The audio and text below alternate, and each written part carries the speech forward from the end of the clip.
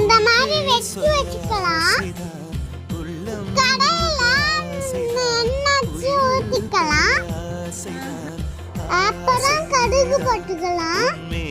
கடுகு வெடிச்சோடனே வெங்காயம் போட்டுக்கலாம். இந்த ஐடியா உங்களுக்கு பிடிச்சிருச்சுன்னா ஷேர் பண்ணிக்கோங்க. இப்போ வெங்காயம் போட்டலாமா? வெங்காயத்தை நல்லா வதக்கிடலாமா? வெங்காயம் வெட்கலாம். அவனோட உப்பு கலந்து போட்டுடலாம். நிறைய